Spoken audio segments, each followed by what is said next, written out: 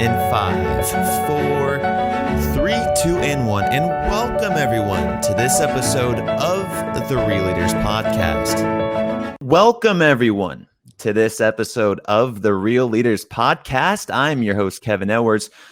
Joining us today and coming back on the show today is Executive Chairman and co-founder of Classy, Mr. Scot Chisholm. Scott, welcome back. Thanks for having me. Excited to be here. Excited to have you back on.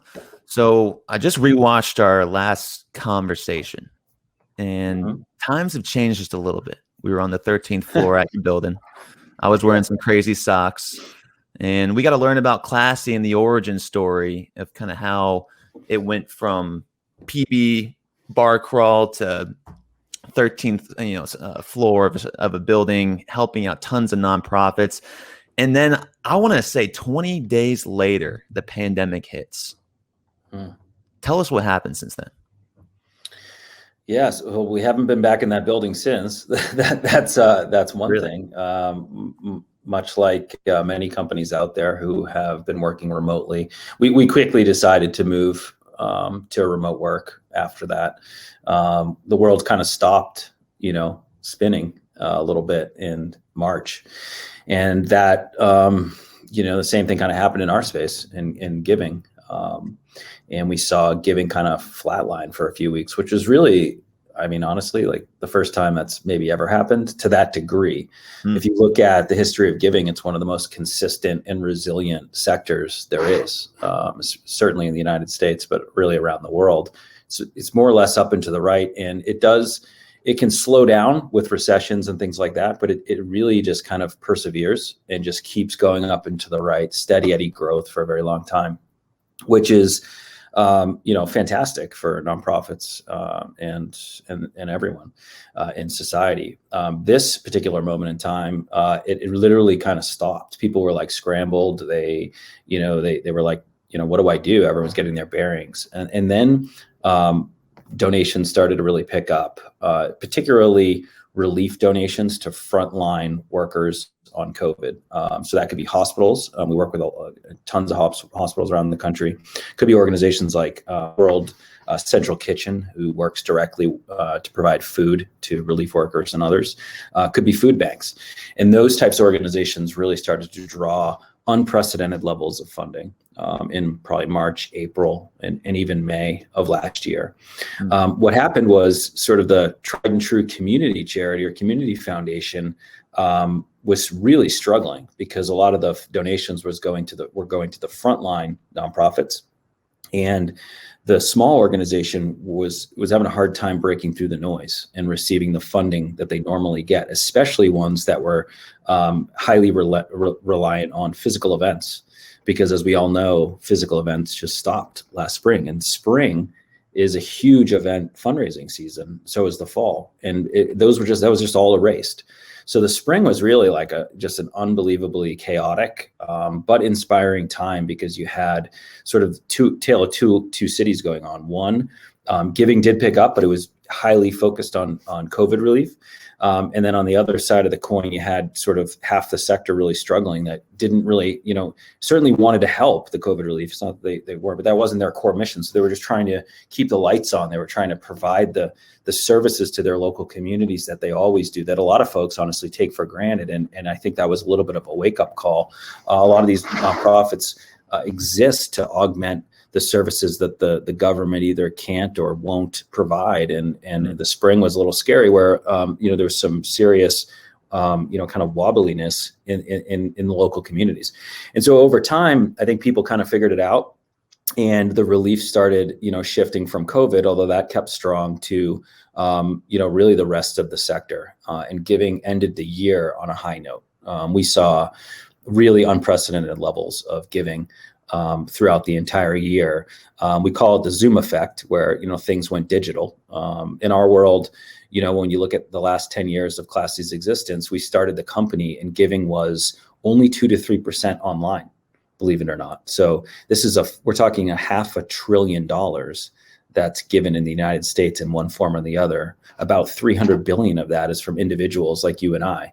More people give than vote in the United States. At least, I don't know, this election may have changed that, but that is how it was up until this last election. So it's very democratized already, and it's not the Warren Buffetts of the world giving major gifts. These are people like you and I that are giving $100, $200, $10 gifts to nonprofits. And so we saw that kind of reemerge like never before. And I think, it was a reminder of how ingrained giving is into the fabric of the United States and other countries around the world. It's just our society, and it was really inspiring. So we ended on a high note, and this year has been strong too. We think that organizations are investing online like never before. They're diversifying online. Again, that Zoom effect just carried forward. The recent stats are that last year was somewhere between 10 and 15% online, which is huge compared to 2 to 3% when we started the company. Still seems like a long way to go, and it's hard to believe that much money is donated through just checks and cash and kind of in-person stuff, but that's the way it is. And so our sector is growing double digits every year, but we still have a long way to go. And that's an interesting parallel, because what you're saying about donating being part of the fabric of America. And I think it's a parallel because your organization, started and has really been focused on those social outcomes.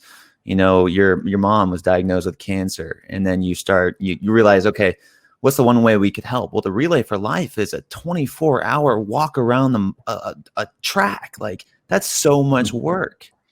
About this now, it's a lot of work, and it's contact. You cannot do that contactless. It's hard to do. It's a hard way to collect and don't receive contributions. So I think about that, and I go, Did this pandemic maybe vindicate or affirm your beliefs that making contributions easy was always the way to go, and that this is something that now affirms for investors that we need to focus on the future?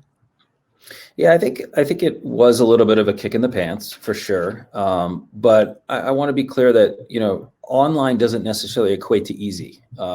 It does in a lot of cases, and hopefully it does, via the classy technology, but online can actually be just as frustrating as offline. I think in the case of, my group of friends, when we were trying to raise money for the American Cancer Society back in San Diego, a long, decades and decades ago. And I'm just kidding.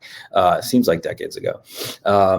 We were left with that question: why does giving need to be so hard? And that wasn't just the Relay for Life in the event itself. That didn't necessarily resonate with us. It was really a combination of a lot of factors. The first initial interaction with the website, the way that the volunteer and the fundraising opportunities were listed, the types of events, the follow-on, the ability to donate. And it just felt like the whole kind of process had a lot of too much friction in it. If you were a power user, if you will, like someone that had been attending the Relay for Life for a long time, you were fine. But for someone that was sort of looking for an entry point into philanthropy, was looking for their first real contribution, and especially as a 24, 25-year-old, it felt inaccessible, and it felt like it had a lot of friction. And so, I think it's really the why is giving is hard question is certainly potentially helped through online, in the shift online. It's certainly the experience can be far better if it's done well. But I often catch myself because, we can't assume that just because it's online, it's easier and it's more accessible in these things. But I do think technology can be an unbelievable enabler to do those things for sure, if done right, if done well. And that's the thesis that Classy was founded upon, was really taking the friction out of the process. Yes, moving things from offline to online, because that is a good first step, and it puts you on a platform to make giving easier. It really does. But you can't stop there. You can't rest on your laurels. You have to have a strategy. You have to really think through what the giving experience is and all the touch points that the person interacts with your organization online. And that's really what we do. We like to think of ourselves as a giving experience company. We help nonprofits build world-class giving experiences so that they can generate more money and maximize their impact. It's kind of as simple as that. It's not simple, but in a sentence, that's how we view what we do.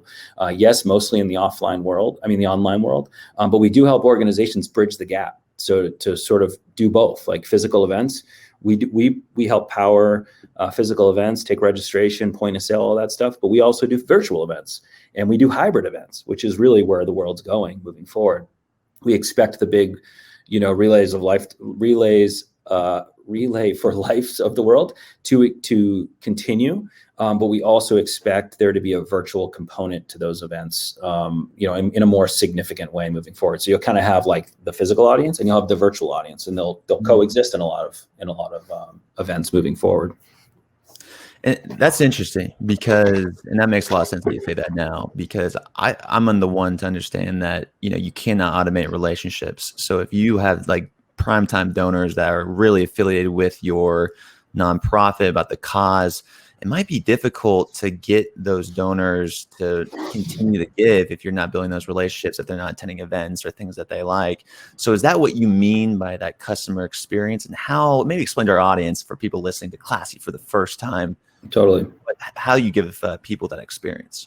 Yeah, absolutely. I was just thinking to myself, I don't know if I've actually explained what we do. But, I think people have probably picked it up here and there. Classy is a social enterprise technology company that empowers nonprofits to raise money through a suite of online fundraising tools.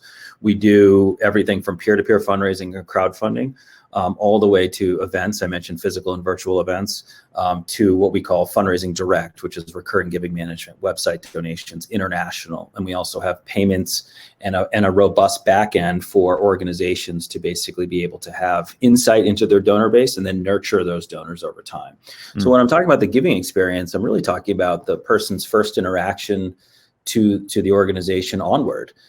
We focus on the conversion, so like the money generating moment. So someone might have looked at the organization on social or in 10 other ways, but the moment they're ready to, they're thinking about giving, our job is to drive the conversion rate up as much as possible on behalf of the nonprofit organization. We're kind of like Shopify for nonprofits. We're sort of the nonprofit storefront, if you will, across all of their different campaigns and events. And our job is to make the process as simple as easy, to make it high converting, and to help the organization convince people in a good way to become recurring donors versus just a one-time fleeting donor that says, hey, you could, here's $100 gift and I'll never see you again. That's nice, but what really organizations are looking for is to build a sustainable business model, a sustainable revenue source. And online is a phenomenal way to do that. There's a lot of, sort of noise in the online space. More people are asking you for money than ever before, right? Like your neighbors, something happened to your neighbors, so there's a GoFundMe campaign. There's, this, that, and the other. So online has made giving more accessible in terms of just organizational discovery, if you will. But that also creates a lot of quote unquote competition and noise, for organizations to sift through and to try to break through. So what they're looking to do is personalize the experience for you, and make it as simple as possible to bring you from essentially intent to first gift to then become a recurring donor, because ultimately that's what they want. And the world's moving that way too, especially the younger generation. More and more people are subscribing, quote unquote, to nonprofits than ever before, because they're used to that behavior. They're used to subscribing to things in their lives. We call it subscription giving at Classy, but it's a real phenomenon. Last year we did $1 billion across the platform, across every 6,000 nonprofits. And upwards of 20% of that was from subscription giving. So that's 20% of the billion coming from donors who said, yes, I'm going to give to you monthly in the form of a subscription, if you will, or quarterly or annually. And that trend is only going up. We actually see a path to $1 billion in recurring giving over the next couple of years, which we're leaning into because it's where the space is going. But the organizations lack the tools to really foster a sort of, I call it VIP relationship with their recurring donor base in that way, in the right way online. And what strikes me, I guess what resonates with me, is that this is essentially what marketers and for-profit companies are trying to do as well. And so the quote that sticks out to me from the last interview is you said, and I've never heard this said before, is that you said that for-profits can learn from nonprofits. Can you elaborate on that a little bit? Yeah, I mean, I haven't watched that interview in a while, so let's make sure that I'm consistent on what I said. But I think what I was talking about there, nonprofits are exceptionally good at what I would call a lot of times brand and high touch experience for their donors, because it's their lifeblood, right? It's like they are, quick to serve, they're quick to respond. But where that breaks down is in the online channel, actually, and at scale. So when they have, 100 donors, 200 donors, whatnot, they're incredible. A lot of interaction and personalization, a lot of connection to the impact. But when you're talking about 1,000 donors or 10,000 donors, how do you do that? Just naturally, the experience breaks down. In the for-profit space, right, you have a lot of tools that help companies do this, like, for example, Gainsight or Pendo, or a slew of marketing automation tools. In the nonprofit space, there's really a lack of options in this particular area. So it's not just the transactional piece; it's the ability to communicate at scale and engage your donor base in the right way, and that's the hole or the gap we're trying to fill. So it's not just about taking the donation, it's about nurturing the relationship and the communications after. But maybe in that last interview, I was talking about how organizations, especially in the offline world, really do give an amazing experience, like hands-on, like this, like you and I talking. And there's a lot to be learned from that. In fact, we study the offline success and try to mimic that online quite a bit. Just like everyone moving to Zoom, and now this is the new norm. It's like, how do you replicate all the awesomeness of the offline fundraising world that has worked for a very long time, but is slowly kind of dying just because of generational shift? Young people want to be online. So how do you take the goodness there and replicate it at scale? How do you grow meaningful relationships over time at a scale like 1,000, 10,000, 1 million donors? Like, how does that work? And that's a real business problem for the organization. It's a real technology challenge too for companies like Classy. And I think that's a business problem that you're solving in a socially constructive way. Like, Classy is a for-profit organization for people listening out there, and you're really maximizing the opportunities for these nonprofits to raise funds. So when you think about that as an organization, what are some perks of that? You mentioned sustainability. Sustainability to me is being resilient in an ever-changing business landscape. Obviously, the business landscape has changed since COVID. You're able to sustain, some good cash flow that's coming in because your organization, is built on this purpose and staying authentic throughout, and is really adaptable when something changes. Like, how do you perceive your organization or your philosophy on how business is? Yeah, I mean, that's a great question. So one is just the online channel generally is far more efficient. In the offline channel, like when a nonprofit is looking to fundraise through direct mail or call centers or something like that, they could pay $1 to make $1. So they're paying $1 in cost to make $1 in a donation, and they're betting on the second and the third and the fourth gift from that donor. In the online space, it's more like pennies on the dollar that they're paying for that donation. So it's literally, kind of game changing from an efficiency standpoint and a cost standpoint. So that's like table stakes. That's, kind of, the first piece of the benefit, I think. And then it just comes down to ROI. Like, once you're already in the online channel, like, how are you maximizing the opportunity with every donor that shows intent to give to your organization? And that comes down to sort of hard math, like conversion rates. Again, I mentioned Shopify. Why do people use Shopify? Because it's a great experience. But at the end of the day, when people start looking and browsing in the store, they end up buying something. That's not that different from how we think about the experience of the giving experience on behalf of our nonprofit customers. When someone shows intent and they look at a form, or they go to a crowdfunding page, or they browse around an event, we are trying to optimize that flow for them to basically convert. So there's a real value. The industry average conversion rate on forums is like 15% in our space, which is really low. Ours is almost 30% and growing. So it's about double what the industry average is, which, we're proud of, but we're definitely not stopping there. We think it can be even higher with things like mobile wallets and peer-to-peer payments and all sorts of stuff like that. So the conversion is going up and up and up. And then from there, it's about donor retention. 80% of new donors, meaning first-time donors to an organization, do not give again. They go away. So if you're a business, think about that. You bring in, 80% of the new revenue that you brought in this this year from your customers leaves you. I mean, that is really tough. So donor retention is really the elephant in the room. Conversion on the front end is important. Don't get me wrong in that giving experience, but how you keep them around, how you build that meaningful relationship over time, that's the challenge. And with technology and online, you might get a really wide top of the funnel, meaning a lot of people showing interest, maybe even giving for a first time. And giving is happening in more places than ever before. We can talk about that in a second.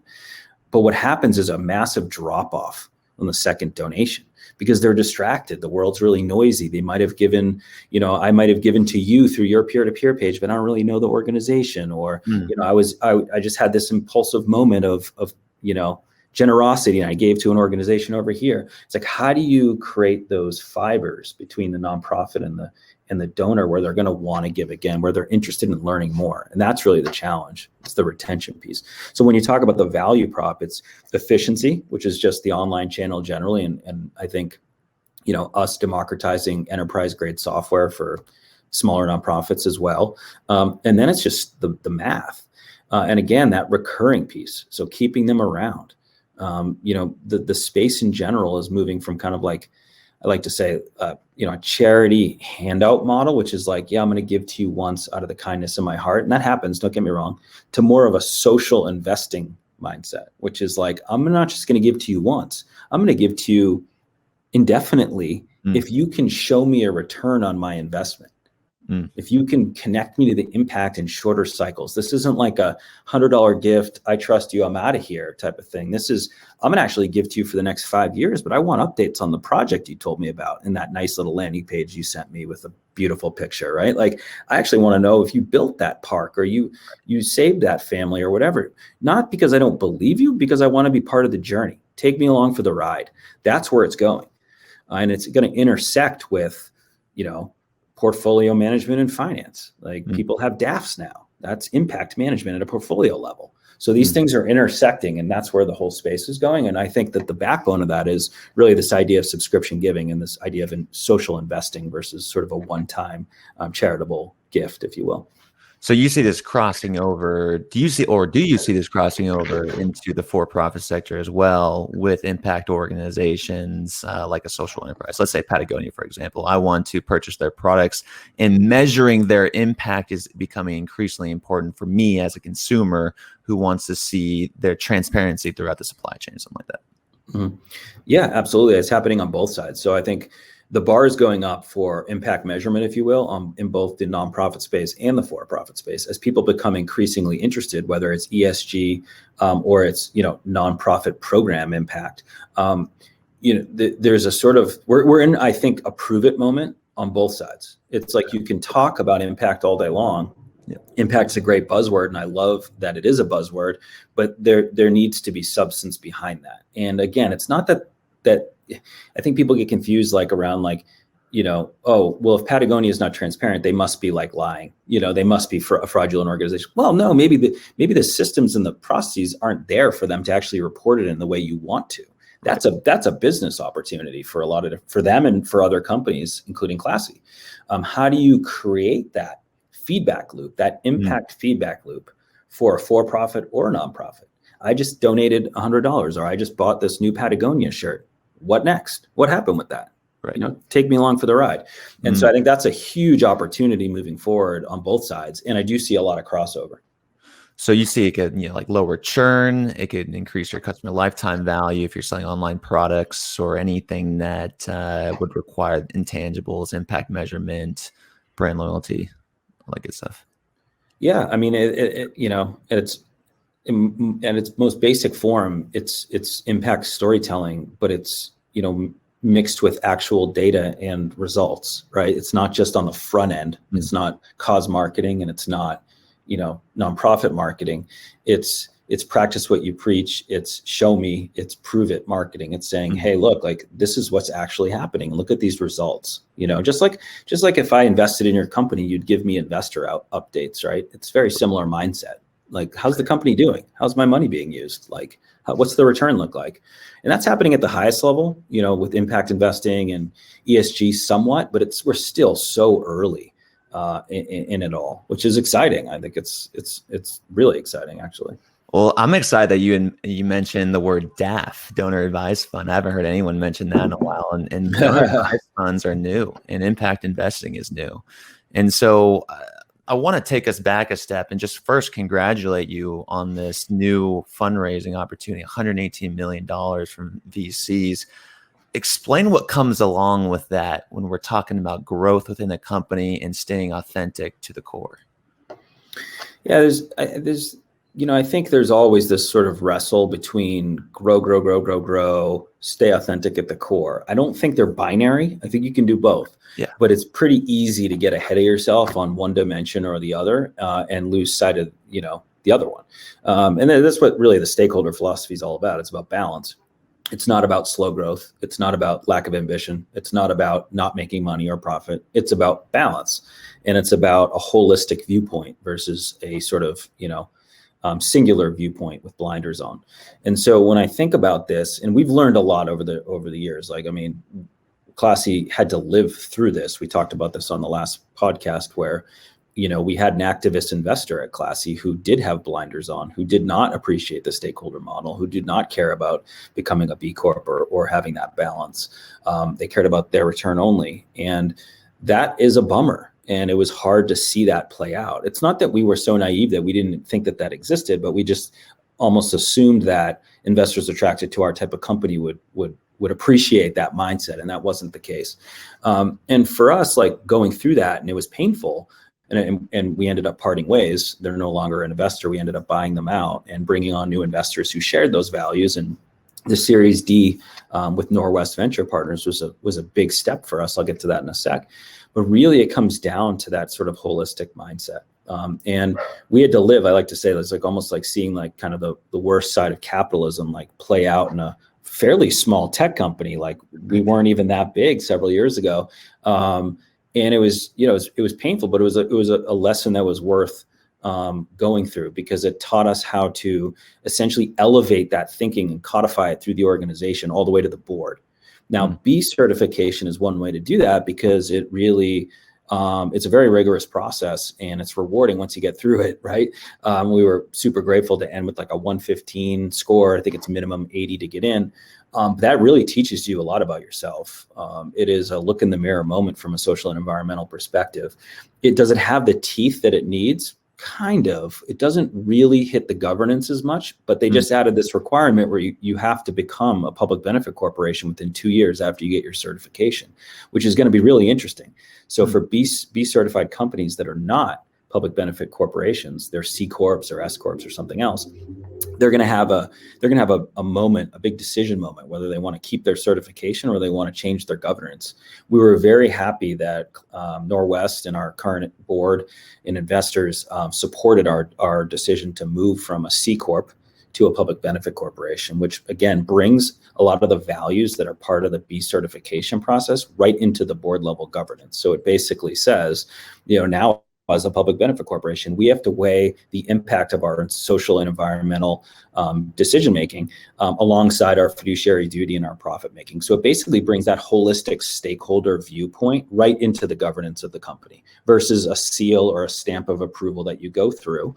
That's still great, don't get me wrong, but this takes it to another level where the board is actually accountable for these things. And so that's huge. And I applaud anyone that is able to either transform in that way or even start as a PBC. I think it's a really amazing category of company that is going to reshape things. I think it's a really good way to explain really what a social enterprise is. That those CEOs and leaders, they have to convince the shareholders that we have to make decisions that are with our intention because we are mission locked now. So I'm interested because that's also going to raise the bar of the leadership of your organization. You guys are definitely going to face, difficult obstacles. Have you had any time? I know it's recently, it's new, it's recent. Have you had any time to think about, some scenarios that you could run into and how you would go about decision making and advice for any leaders listening to this out there? I think first is just honestly having the conversation. If you believe it, but it's not talked about with your board, then it doesn't really exist, because at some point it's going to come to a head. Your board are, your co-leaders of your organization. And it's easier to start this stuff on day one and in the early, formation of your company, before you have a large and complicated board. So, codifying your core purpose, which is your mission, your values and vision, and then your approach to business, which really is social enterprise is an approach to business. It's not that C corps and, just pure for-profit companies can't have strong core purposes. Of course they do. Look at like Apple back in the day and so many different companies.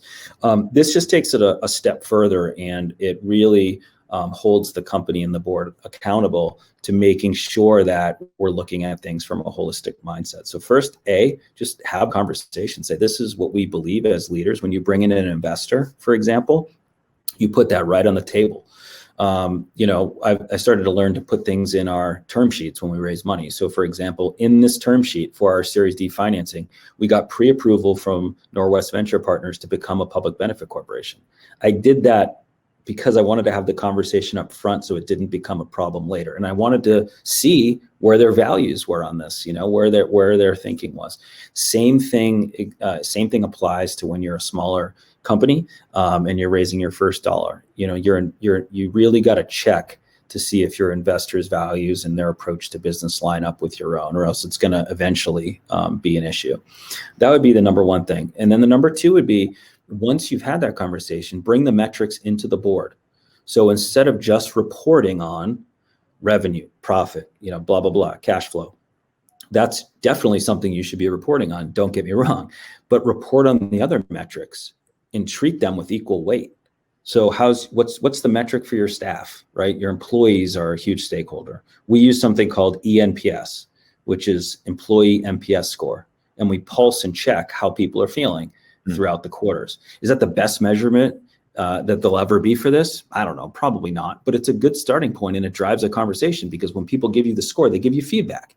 So now all of a sudden we elevate that to the board level, and we say, hey, let's spend 10 minutes looking at what's the, how is our staff doing? What's the ENPS today, or this quarter rather?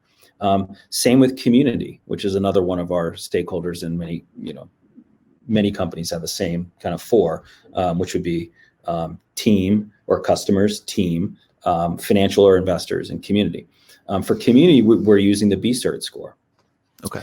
So again, find a metric for each stakeholder group and elevate it all the way to the board level.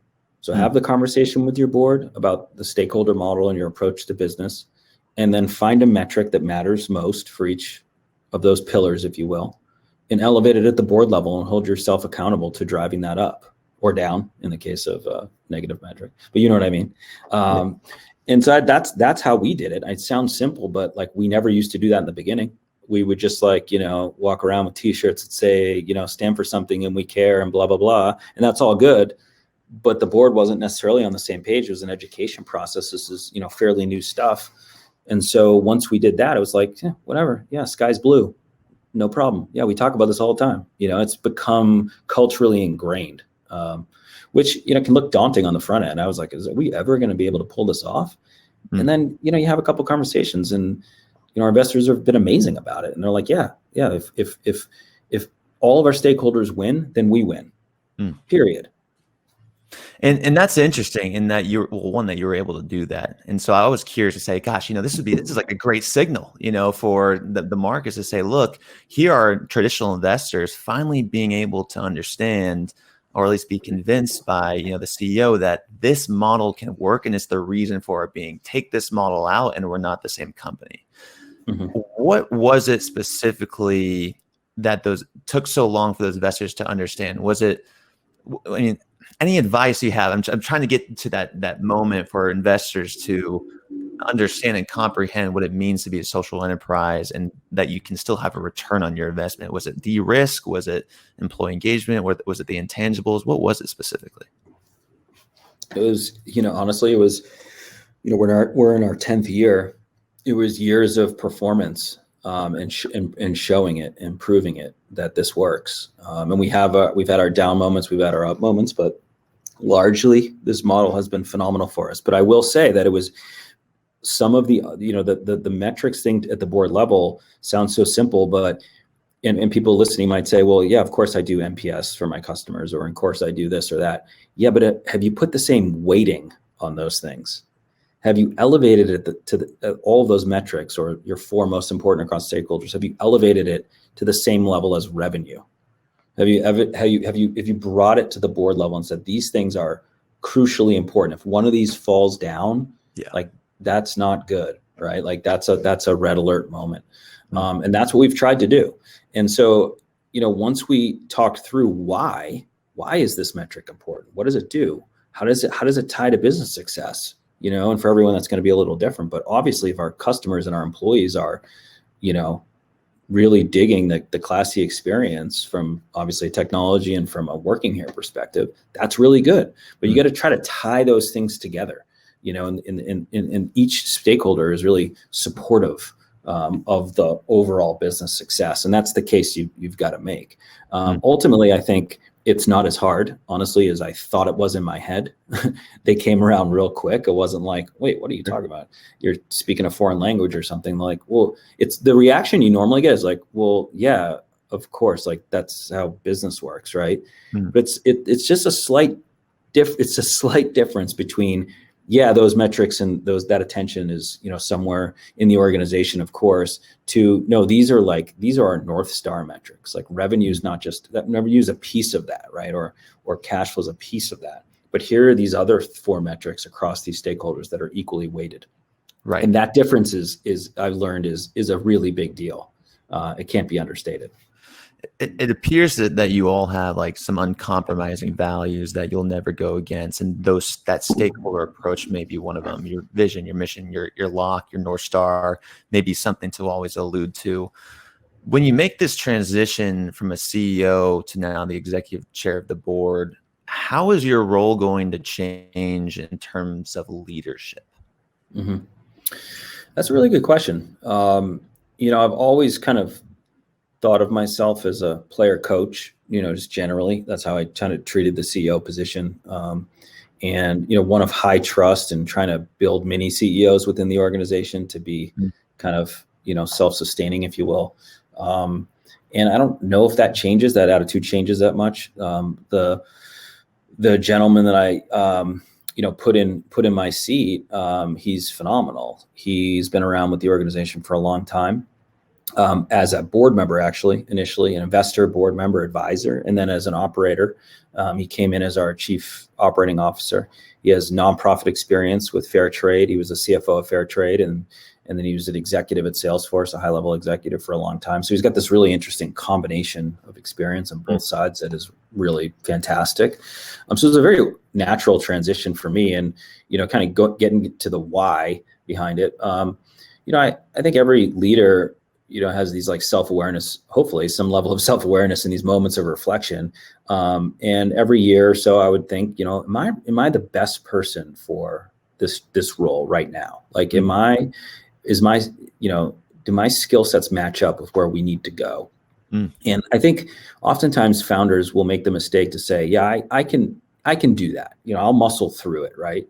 And that could be the right choice. And there's been times where I've thought about this and, is this the right time? And I've come to no, it's not the right time. Like I do need to bring this forward to this point or whatever. But this was one of those times where I was like, this is the right time to bring in someone, not someone external because I'm doing a bad job, but someone that knows the organization from the inside, that has that experience at different levels of scale and can help take Classy to, phenomenal heights. At the same time, this wasn't like I'm exiting the organization. It was like, well, my role can evolve and I can start to look at what I'm calling next horizon product development. So almost like building a startup within a startup. Where does Classy need to go? Jeff Bezos has that line. I think he's credited with it. Probably someone else said it too. But, how do you disrupt yourself? And that's kind of like what I'm working on in a way. How do we disrupt the old Classy and push into the new frontier? And that's really energizing for me. And so, Chris's operational strengths mixed with, kind of my building from scratch mentality is really what we're trying to do. And I love it. I think it's phenomenal. So from a leadership perspective, coming full circle, I don't know if it changes much. I'm here to support him and the team just as much as I was before. I think we all, try to support each other. We have sort of a servant leadership sort of view on things. So I don't know if it necessarily changes because I'm full time. But it is kind of like going, backwards in a way, in a good way, where it's like the early days of Classy for me, because I don't, I'm not going to have big teams. I'm going to have like one person, so it's a seedling again. And that's pretty exciting. And so some of the areas in this, in our announcement, we talked about this, and it's no secret, 2020 really shone a light on the corporate giving space and employee giving to me. And that's actually an area that we're going to probably enter and try to help, again, remove that friction in the giving process. Because the Classy's thesis is just making giving easier. How do we make giving easier? How do we remove the friction? That starts with, the nonprofit themselves and all of, their campaigns and events. But it quickly moves into other channels where people are giving.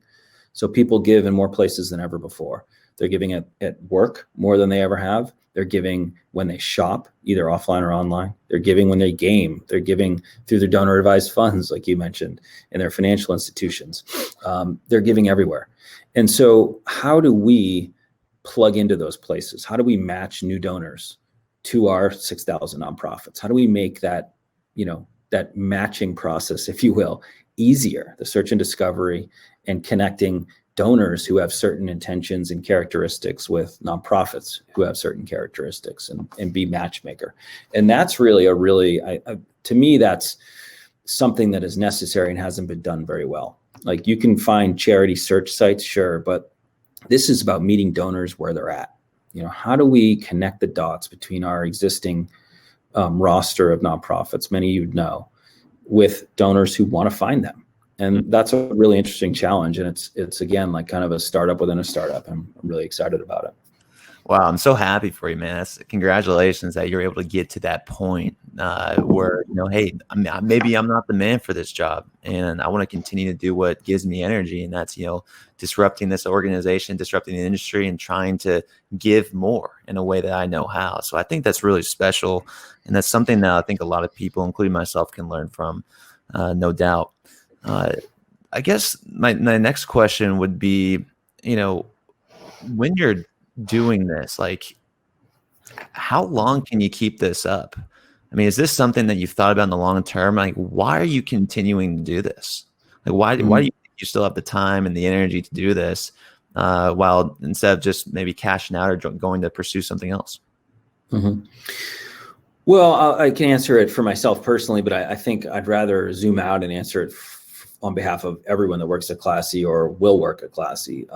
We're tackling a problem that is, honestly, could go on past our lifetime. Like, there is no doubt that someone will be working on making giving easier and connecting nonprofits and donors for the next 100, 200 years. It's nonprofits offer tremendous benefits to society and usually fill the holes where government or others, business, where they have gaps or that things fall down. And so I don't see that going anywhere. So the space has never been more important.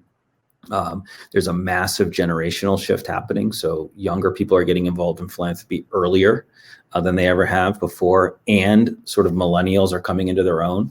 So the dynamics are completely shifting, and then the world's has moved online. I was going to say is moving online. Pretty much happened this year, and so all those two things are. It's like I feel like we're in the first inning. Like, it's not even. We're just getting started.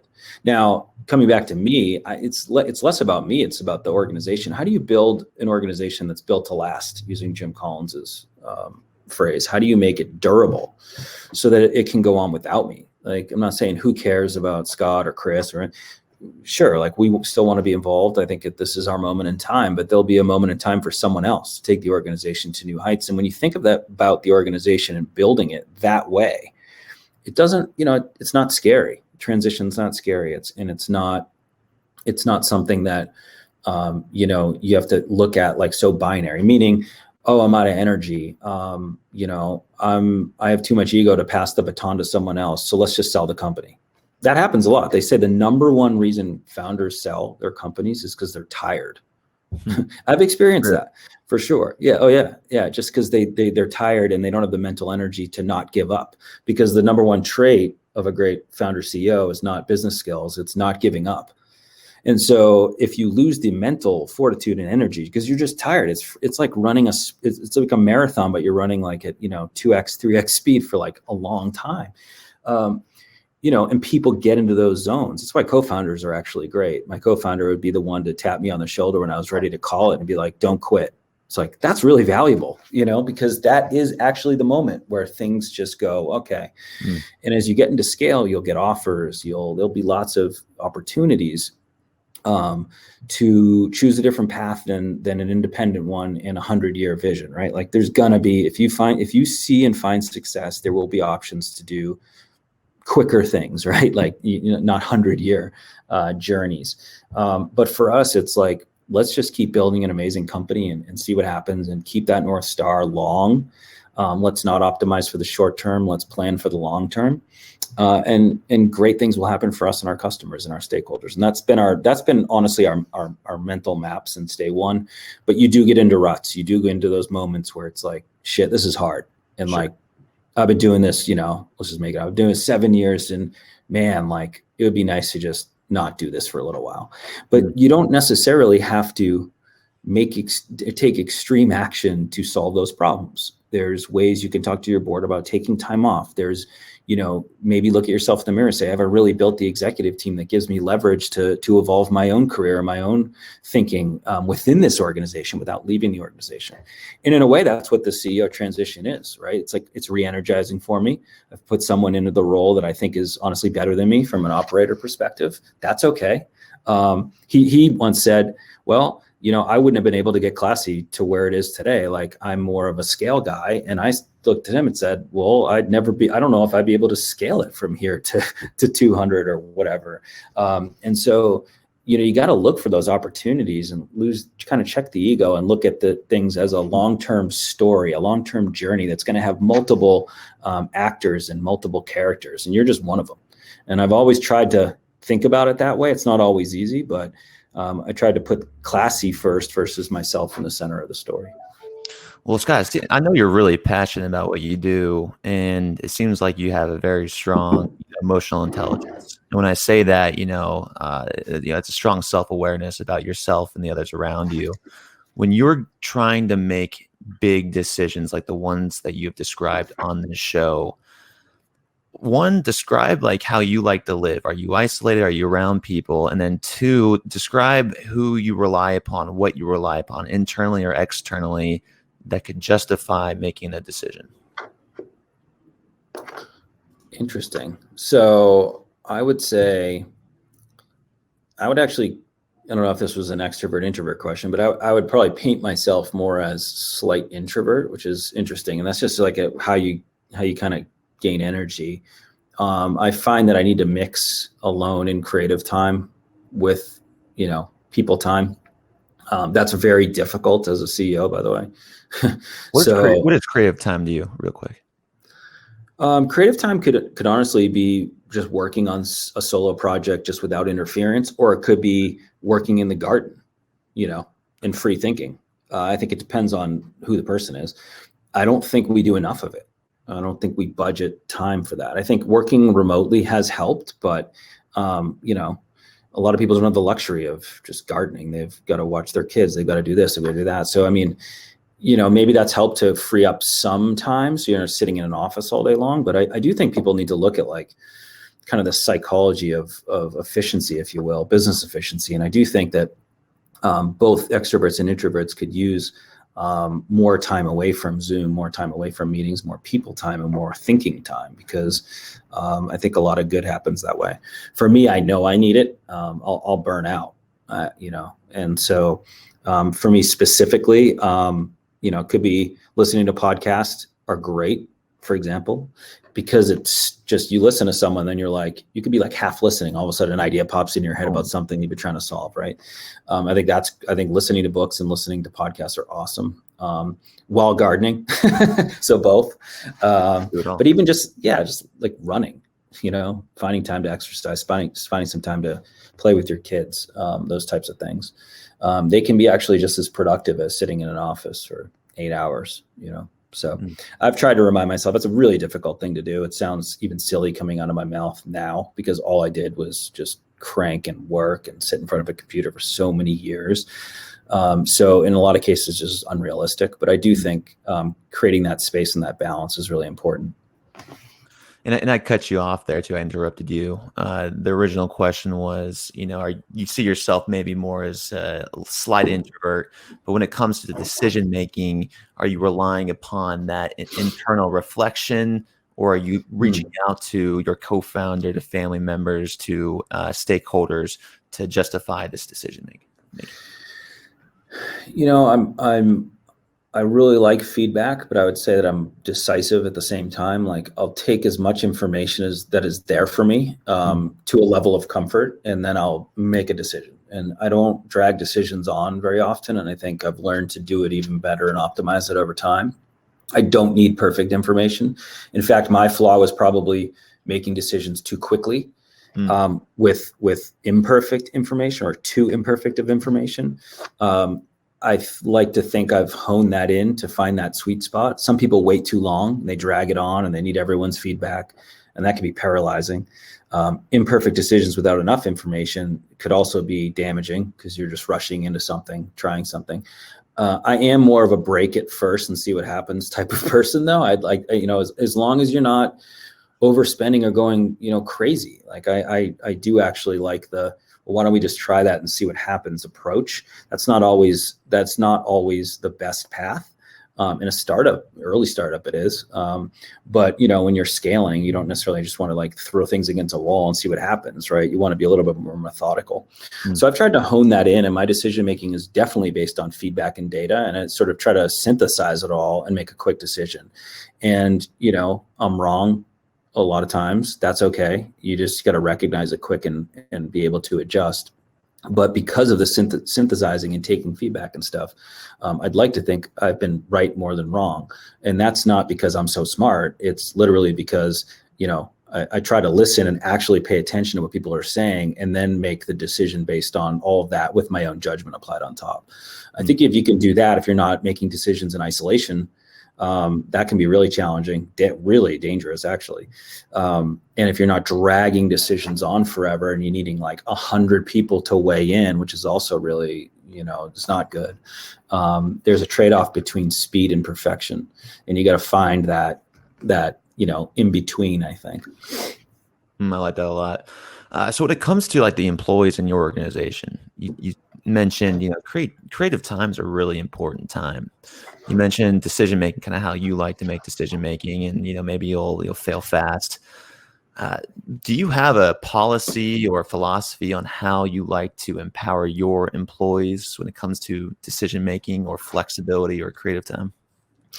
Everyone has their own style. I would say that I give a very long leash, if you will, meaning like I really treat the folks that report to me almost like they're independent entrepreneurs. And I'm not saying this is the best way to do it, because it's a lot of trust given into that person. I think I've had to optimize that approach as well, and learn to be a better coach, and learn to have more consistent check-ins versus like, hey, here's our goal, go do it. It's like, yeah, here's the goal, go do it. But maybe we should check in on your progress once in a while, versus me seeing you like 2 months from now, and that part of it is just bandwidth. And when you're growing and scaling, you're just like, you go. And then you have to learn how to go from being a founder to being an actual CEO. And that's a little bit different with a team that relies on you. And, I also think there's the other side, the flip side is, you don't want a team that, if you're spending way too much time with your team, then something's wrong. Like, if your team is just dragging you down and you're coaching all the time, then perhaps you don't have the right leaders under you that's creating the right leverage for you. You don't want to not be coaching, but you don't want to be, you're not a full-time coach. That's not what your job is. You're hiring people that have those skills and experiences where they create leverage for you to be thinking about the future, to be bringing the new things to the table. And that takes solo time. And if you're just getting dragged down by just coaching, and you're trying to bring a person up sort of unnaturally, that's when you got to sort of maybe call time out and look at that arrangement. So, some people say you never should be coaching your executive team. I'm not sure about that. I think that I've learned that you you should be coaching the team. And it doesn't necessarily mean, oh, I'm a better leader than you, let me coach you how to lead, or let me coach you in your leadership capabilities. I guess maybe sometimes that happens, but more bringing them along with your thinking. Just like we're talking about donor experience early on, right? It's like bring them along in the journey, give them the business context, let them into the board conversations. All of that stuff helps them make better decisions when you're not there. So don't just, give them a goal and let go. Give them a goal and then keep feeding them information and context about what's happening in the business, where your head's at, how you're seeing things. That is very helpful. And you can't forget to do that. Don't look at those moments as an annoyance. Those are actually huge optimization moments for the person that is working on a goal that you gave them months ago. And that's what I've learned, right? It's not like, hey, let's sit down and let's really look at all of your strengths and weaknesses. Like, okay, there's moments for that, but really it's about, how is, your brain shifting? How is your perspective shifting? How are you feeling about the project that you gave me 2 months ago? What else have you learned that you could actually help me now? Because 2 months is a long time in our world.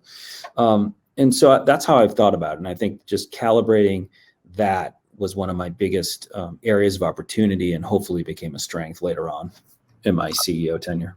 I love it. It's authentic, and you're really empowering other leaders. It's a great trait of leadership. So Scott, let's bring this home now. What is your definition of a real leader?